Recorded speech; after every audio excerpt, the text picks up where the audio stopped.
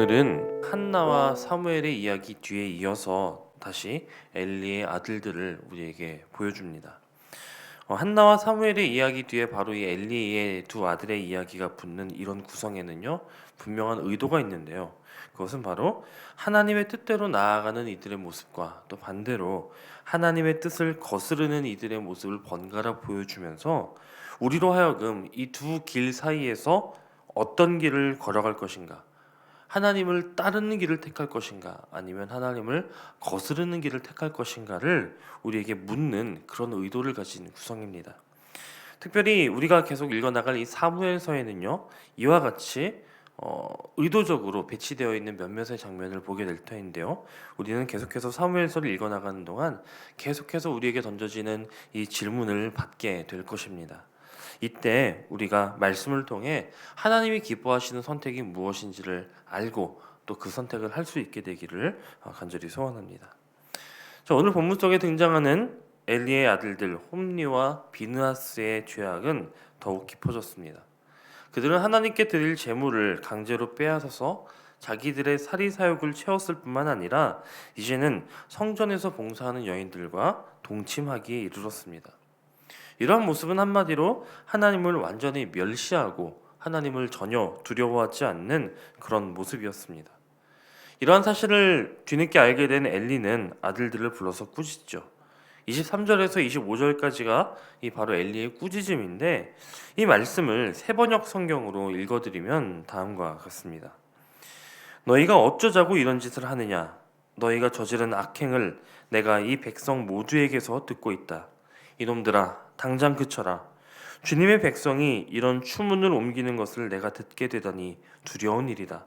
사람끼리 죄를 지으면 하나님이 중재하여 주시겠지만 사람이 주님께 죄를 지으면 누가 변호하여 주겠느냐. 이 엘리는 자신의 아들들이 대놓고 하나님을 무시하고 모욕하는 죄를 짓고 있음을 두려워하였고, 이들이 더 이상 이런 죄를 짓지 않기를 간절히 바라는 마음으로 이 아들들을 꾸짖었다는 것입니다. 하지만 이 두 아들들이 어떻게 하죠? 엘리의 아들들은 엘리의 말을 무시해버립니다. 이들이 아버지의 이 권면을 무시한 것은 엘리가 나이 많아 늙었기 때문에, 더 이상 어떤 힘이 없었기 때문에 또 있겠지만 더 근본적인 이유가 있습니다. 그것이 바로 무엇이냐면 홈리와 비느하스는 하나님을 알지 못했기 때문입니다. 하나님을 잘 알지 못했기 때문에 하나님을 전혀 두려워하지도 않았던 것이죠. 그들에게 있어서 하나님, 그리고 하나님을 향한 제사는 그저 자기의 욕망을 채울 수단일 뿐이었습니다. 이들에게 엘리 역시, 아버지 역시도 그런 존재였죠. 그들에게 아버지는 이런 욕망을 채우기 위한 도구, 자신들의 지위를 유지시켜줄 그 어떤 존재에 불과했다는 것입니다.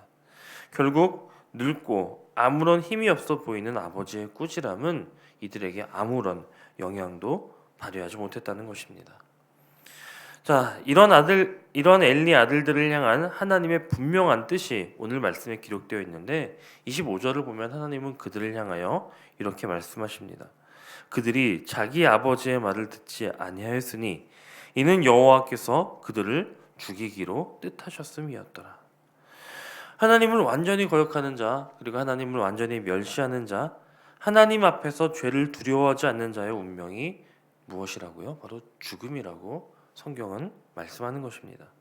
그리고 이것이 하나님의 뜻하심에 있는 이 그들을 죽이기로 하셨다라고 하는 이것이 홈리와 비느하스가 아버지의 말을 듣지 않은 이유였다라고 성경은 말씀하는 것입니다.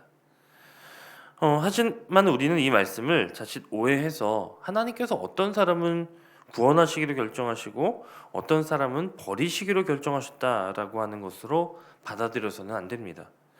하나님께서는 모든 사람들이 지금도 자신의 죄를 깨닫고 그 죄를 돌이키고 하나님이 베푸시는 구원을 누리기를 원하십니다. 하지만 하나님은 그런 마음으로 우리를 기다리시고 우리에게 손을 벌리시고 우리를 기다리실지라도 사람이 자기의 의지와 뜻에 따라서 끝까지 그 죄의 길을 걸어가기로 결정할 때에, 끝까지 그 죄의 길을 돌이키지 않고 자신의 뜻대로 살아가기를 결정할 때에도 하나님은 그에게 자유의지를 허락하시고 그 자유를 허용해 주십니다. 구약 성경은 그런 하나님의 마음을 오늘 말씀과 같이 표현하는데, 가령 하나님이 그를 완악하게 하셨다, 아니면 하나님이 그를 죽이기로 뜻하셨다라고 하는 표현은 하나님께서 그 사람을 위해 예정하신 어떤 징벌이 있다라고 하는 것을 말하는 것이 아니라, 끝까지 하나님을 거역하고자 죄의 길을 가고자 하는 그 사람을 하나님께서 내버려 두셨다라고 하는 그 표현으로 받아들여야 할 것입니다. 이처럼 하나님을 알지 못하고 끝까지 돌이키지 못한 채 죽음의 길로 걸어간 이 엘리의 아들들의 모습에서 우리는 우리의 믿음과 우리의 삶의 모습을 돌아볼 수 있어야 합니다.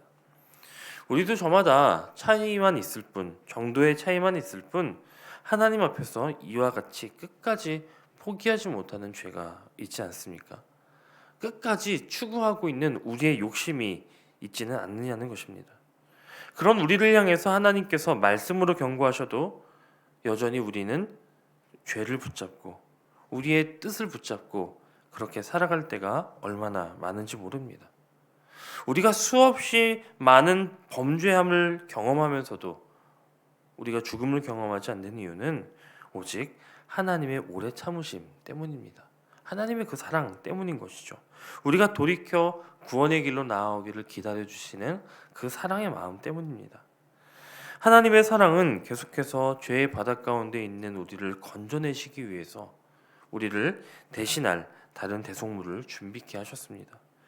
우리 대신 죽임을 당한 그 이가 바로 우리 주 예수 그리스도시죠.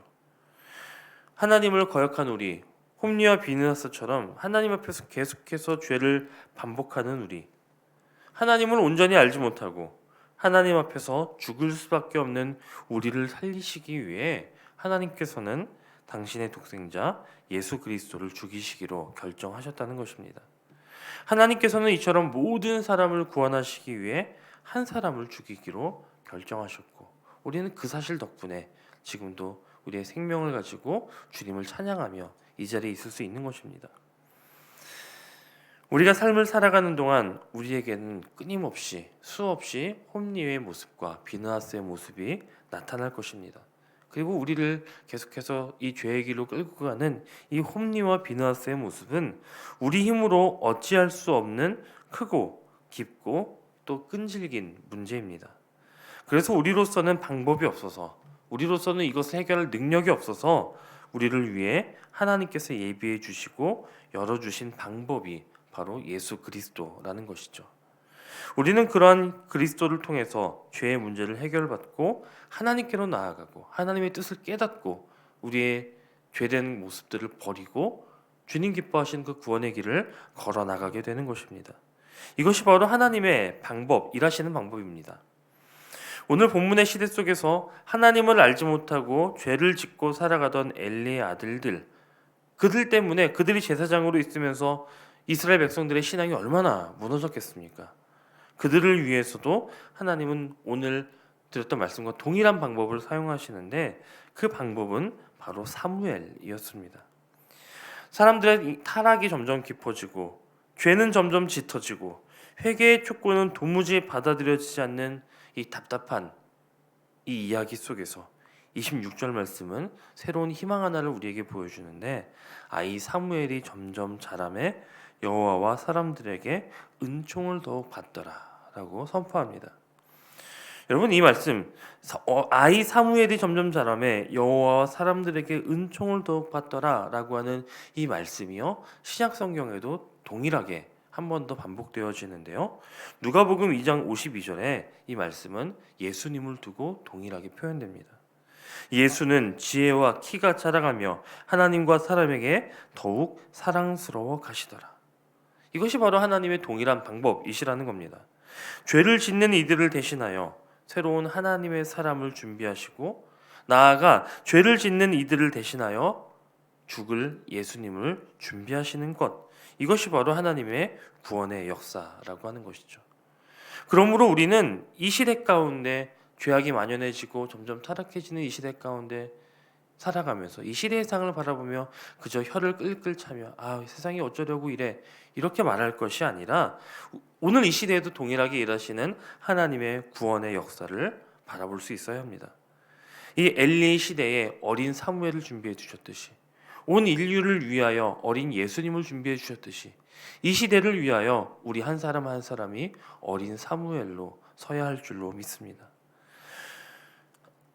우리가 죽음으로 걸어가고 있어도 하나님께서는 우리에게 생명을 준비해 주시고, 세상은 악하여져 가고 타락으로 걸어가고 있고 제사장의 집안도 죄로 넘어지는 암울한 시대 속에서도 어린 사무엘이 점점 자라나고 있었던 것처럼, 우리는 이 하나님의 은혜와 사랑이 오늘 이 시대 우리를 통하여서 이 땅 가운데 세워지도록 애쓰고 노력해야 한다는 것이죠. 우리 세상의 빛 이레교회가 그런 어린 사무엘이 되고 어린 예수님이 되고, 그렇게 우리 교회를 통하여 우리가 점점 하나님과 사람들 앞에 사랑스러운 모습으로 자라감으로써 오늘 이 시대 가운데 죽어가는 많은 이들을 깨우고 살리고 예수님을 전하고 그들을 하나님 기뻐하시는 구원의 길로 돌이킬 수 있어야 한다라고 하는 것입니다. 우리는 오늘 이 엘리의 아들들의 모습을 보았지만 실상 우리도 그들과 다르지 않음을 기억해야 합니다. 때때로 하나님을 외면하고 하나님보다 우리의 욕심을 더 찾기도 하고, 또 하나님 앞에서 죄를 짓고 하나님을 멸시했던 우리의 모습은 홈리와 또 비느하스와 너무나도 같음을 고백하는 것이죠. 오늘 말씀을 통해 이러한 우리가 하나님 앞에서 죽음으로 가는 길을 돌이키고 다시 하나님께로 뜻을 돌이킬 수 있는 그런 시간이 되기를 간절히 소원합니다. 그리고 하나님께서 신앙의 위기에 빠진 이스라엘 백성들을 위해 사무엘을 준비해 주시고, 돌이킬 수 없는 죄악에 빠진 우리를 위해 예수님을 준비해 주셨던 것처럼 더욱 예수님을 생각하고 붙들므로 우리의 삶을 새롭게 조정하는 복된 시간이 되시기를 간절히 소원합니다. 특별히 오늘 우리에게 주신 이 한날의 시간이 말씀 앞에서 다시 새로운 삶으로 또 그런 삶을 살아가기로 결단하는 그런 복된 시간이 되시기를 주님의 이름으로 간절히 소원합니다.